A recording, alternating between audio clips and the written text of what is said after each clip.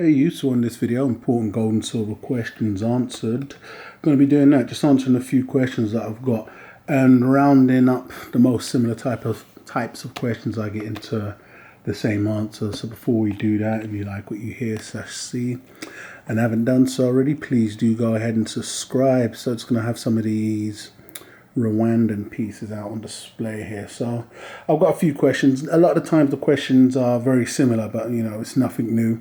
I've got a load of videos out where I try to generalize and guesstimate what the question's going to be and answer it when I do the video. But I know some people just don't like going back and watching some of the videos, and some people need a lot more in depth. And a shout out to a lot of people that bear with me, because sometimes it can take a bit of time for me to get back to you, whether it's on the Instagram or the email. So I'm going to be answering this gentleman's question. It was rather in depth, so I'm going to try generalize all of the questions, and I've made you aware that I've made this video, and for everybody else that I'm referring to. So the question basically was regarding buy-in. One of the questions was what to do. He's made a purchase of some bad silver coins. The coins were just more special 1 ounce silver pieces and fractional silver. I would say with that, because they wasn't purchased in bulk, I would say hold on to them. If you have less than 5 ounces, and I understand you're working on a budget of 150 euros, 100 euros a month. 5 ounces could total anywhere from 60 euros plus. But I would say hold on to them until we see a massive spike in silver, and then you can act upon from there. But you don't own nothing that's major. Believe you me, I've had people contact me in the past, and they've had tubes of certain very bad coins and rolls of them, and they've really found themselves stuck in the mud. So I say regarding that, and especially if anybody out there has some bad coins that they own silver wise, please do just analyze your situation. The best thing to do is try flip them. If there was one-offs, sometimes you just need to bite the bullet and just live with the pain that you create for yourself. But if it's not that much, I'd say even under 10 ounces silver wise, just hold on to them. That day is going to come someday, who knows, but you're a lot better off than some others, as many would say. Next one was purchasing the silver Krugerrands. I understand they're near and dear to your heart, and what I thought about them and whether it was a good pick to start a date run. Basically, pick one up every year, And I always say in my videos, if a coin's near and dear to you, or you want to do it purely off the fact that you like it and you're comfortable with it, then do it. But I can't see the harm in the silver Krugerrand, especially as they're very close to your heart and you want to do it for your daughter, etc. I can't see no harm in that. It's mentioned that I believe they're 4 years in. The problem with those was when they first started, the first ones were very expensive, but prices and premiums have come down a lot. So to do something like a date run, you could do a date run on a load of coins. If you're picking one up a year, there's absolutely nothing wrong with it, and especially because you like them and you want to pass the set down to, for some type of inheritance. I can see nothing wrong with that. Now, looking for the next coin to purchase, I know you were off a load of coins, and Maples were one of them, and you did like the design. But as common knowledge out there now, that the Canadian Mint has been working hard on preventative measures for the milk spots. Now, they don't say it's 100% effective. I understand it is very effective, but they've addressed it, and I think it's Mint Shield products that they have out there now that prevents milk spots, and it helps to prevent to some degree. So, and another thing with something like the governmented Maples, them having milk spots is a known thing. There ain't going to be a dealer around the world that knows that Canadian maples suffer from milk spots. So you're going to have really no issues liquidating those with milk spots. But I believe the Mint Shield started in 2019 or 2020. So if you did want to pick them up, give all credits to them. Royal Canadian Mint is one of the only mints that have personally addressed milk spots and now say they've came up with a way to prevent them. So that's a great thing for somebody wanting to collect Royal Canadian Mint silver maples as a type of foundation. I believe you're in Europe, Ireland, I believe. It's a fantastic coin to collect in Europe. The maple does well worldwide. I've stated this many times. I think I was one of the first to ever bring that out. That it's a fantastic coin. It's one of the best coins worldwide. It's got some great credits to it, and it's a very low premium, regardless of where you are. So it's most definitely a coin to take into account when you're looking for a foundation coin. And the fact that you liked it already is a good thing. Next, being in Europe, Ireland, I would say is going to be the Britannia. You don't have to look too far or make things too complicated. You know, it's kind of a basic pick, really. The maple coming from Canada, you would think is a bad pick. I would say if you was going to do a pick out of Indians in Europe, you know, American Silver Eagles are top three. You know, you got American Silver Eagles, Britannia's or Canadian. You'd want to pick, if worldwide wise, you can easily pick the Canadian maple, and if you're in the UK/Europe, then go for Britannia's. So that would be definitely my pick from there. And then I understand you had intentions to alternate flipping. So you wanted to pick up 1 month a set amount of silver coins, i.e. 5 or 6 or whatever, and then go for gold as well. You also did want to, and I've said recently in a lot of my videos, and my game plan has changed over the years, but I've been saying in a lot more of my most recent videos is that, you know, prioritize gold. So I understand everybody, I would never say don't pick up silver or don't pick up, this is your money, and I believe you've done whatever research you have. So I would say you said, 1/20th ounce. For me, if I was personally doing it and he was asking for my advice, I would say the lowest you should go to is 1/10. You know, especially if you're able to stack the money and the funds. It could only work out better for you in the long run, because I don't see prices going through the roof.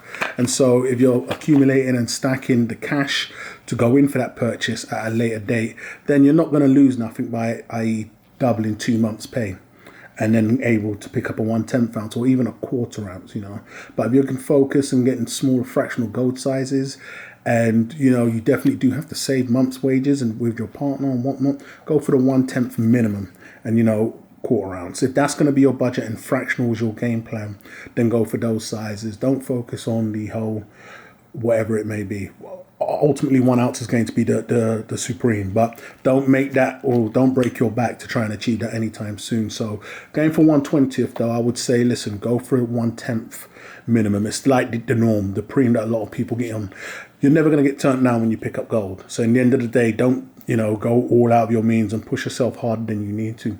And you really wouldn't need to be doing that, because you're just going to be saving extra cash. So you're just waiting a little longer. You're not really pushing yourself beyond your means. So that's what I would say to alternating.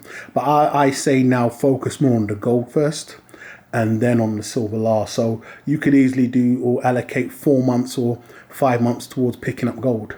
And then on the flip side of that, wait and see if you see a big dip in spot price, focus then on maybe picking up some silver. Not to forget that you're paying the extra premiums you're not in the UK, so you don't really worry about Brexit, the situation with Brexit, but you never know what's going to happen. But I say prioritize gold first, because I think it's best to really, especially as you're worrying about an inheritance, to focus on a metal that is universally known as sound money.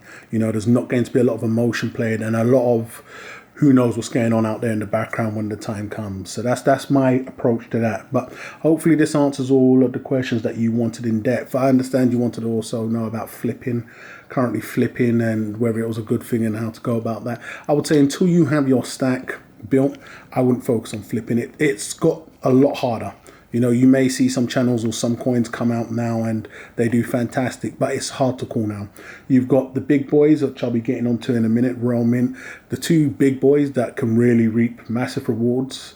There's a lot going on with them, with a lot of shenanigans, just getting involved in the flip. But I will try keep up the videos I'm doing by heads up or alerts on what's coming up from there. But getting on the forums is always a good place also to be, the Silver Forum and the likes of, because there's a lot of information on those types of platforms about what's going to be happening and flips and the likes of. But personally, if you're just starting out, I wouldn't be worrying about flipping right now, or how to build your stack, picking up collector coins and flipping them to help build the base of your stack. Get the foundation and the fundamentals in first, and you should be good from there. So that's going to be that question.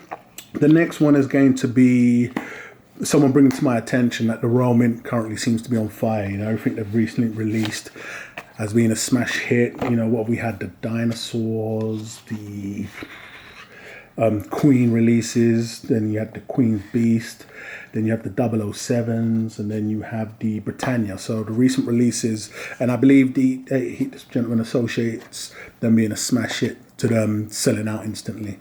So, you know, I will say 100% I think the Realm Mint are fudging the numbers, you know, with their instant sellout. I've been saying this for a long time. It's a common tactic, you know, a scam that goes on. I know a few people that have access to special perks, not including myself, when it comes to the roaming, i.e. jumping queues and getting access to certain coins, high net worth purchasers, let's just say.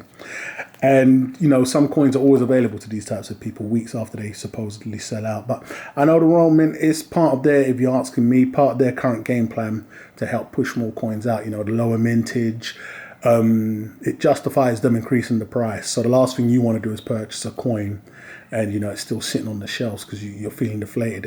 It gets a lot of people's juices flowing when they see the coin is sold out. I am seeing, which is strange, a lot of the dealers, some dealers that I've dealt with in the past, stock in a lot of these coins, i.e. the bond coins as of recent. This is a release of this video.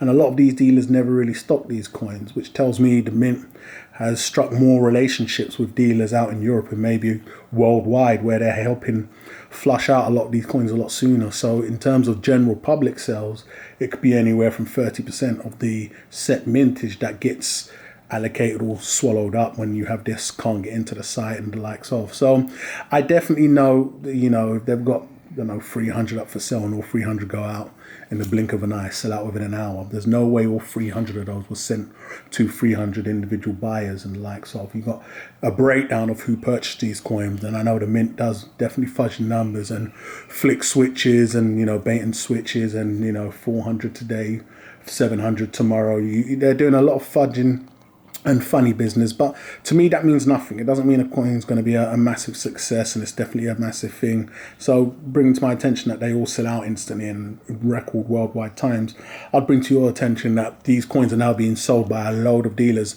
that were never selling these coins before. These coins, you know, sometimes when it says sold out on the site, you're able to call in, the general public can.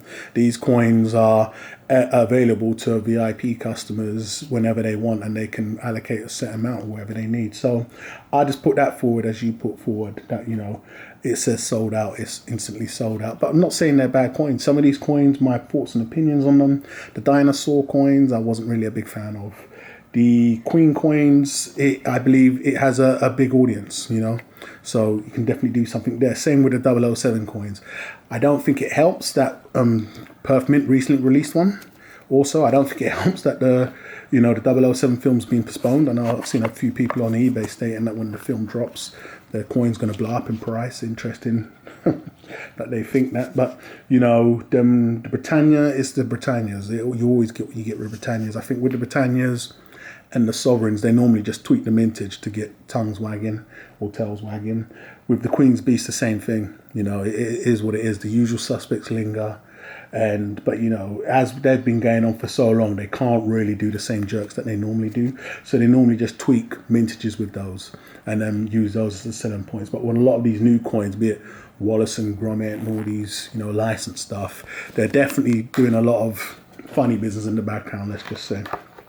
So the next question, well, what I do want to get out there, I was contacted by a gentleman, do a bit of back and forth with him on Instagram, and he wanted to let me and you guys know that he does pick up the Germania coins and the Comsco coins, silver, and the Port Silver, and it works fantastic for him. So, you know, he says he sells these on eBay, and they sell fantastic, and they have a great run from him. He's in America, so, you know, he just wanted to let me know and maybe let you guys know that they sell for him. Whenever I say these coins are bad, they're just my own thoughts and opinions, as I always mention. And, you know, what works for me may not work for you, and what works for you may not work for me. So they are working for somebody and everybody. It's not going to be a miss all around. I just don't believe they can sustain that, or they're a good pick. And I'm always going to have that opinion there. So next is a question I've been asked a few times again also. It's on the Queen's Beast release, the Proof Griffin. Where is the Proof Queen's Beast Griffin?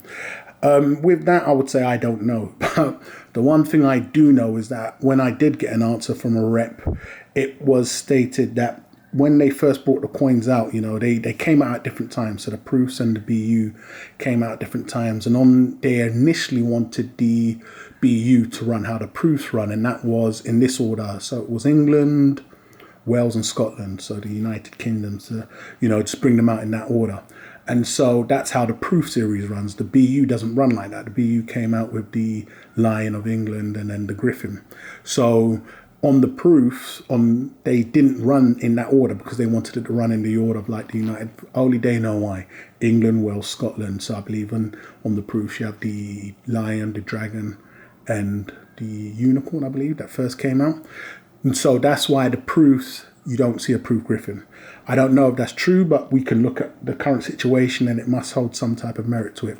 I don't know when they're going to release the proof griffin, but it's not going to obviously end when the BU series end, because it also came out after the BU series. So that's what I think and know to be true. You're going to get the griffin. It's not going to end. The proof series I'm referring to here is not going to end when the BU series ends this year, time of releasing the video. And you will get it. I think if anything, it works in its favor-ish. We all see it as the same order as the BU, but technically they're from two separate companies, brother, sister, Royal Mint and Royal Mint Bullion. So we're going to get the griffin, I believe, on the lower mintage. So, I believe a lot of the quarter ounces, well, depends on what size you pick, but, you'll be paying a higher price and a lower mintage when that does eventually come out. It's a favourite of many people, so, definitely a question that once asked. So that's the situation with the proof griffin. And then also alternate buy-in. So, same thing I touched upon the first question. Somebody picking up, set amount of ounces of silver a month and then a set amount of ounces of gold. Hopefully I answered that in the first question, but I would say focus on gold, and especially if you're going fractional. I'm going to put out there and say I would say minimum is 1/10 gold. If you can, go for a quarter. These are very comfortable sizes, sell well with dealers, governmented. And silver, you could play the game, not forgetting the buy and sell spread on gold is a lot easier and lower than silver. So, you got to take in premiums and whatever. I'm losing my mind now. When you're talking about silver, VAT and whatever else that may be when you're talking about silver. So there's a lot more when you're buying and a lot less when you're selling. So this is why I say focus more on gold when you're buying, especially if you're just getting into it. But with your alternate buying, that's my views and opinions right there. Try to stack up a bit more. The patience and the benefits of, loading up your fiat before you just jump straight in is that a lot can happen with spot price in a short period of time.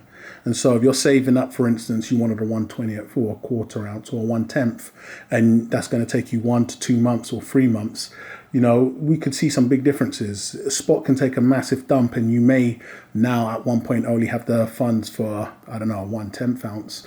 It rides low enough and you could top yourself up or dip into some other funds and now get a quarter ounce for a little bit less. So that's my views and opinions on that right there. So I'm going to wrap this one up, guys, but I'll be glad to know your thoughts and opinions on this video. And any other questions you may have, get me on Instagram or email. Don't leave no links to any coins or anything in the description because they do get withheld and blocked. So I'll catch you guys on the rebound. I'm going to wrap this one up here.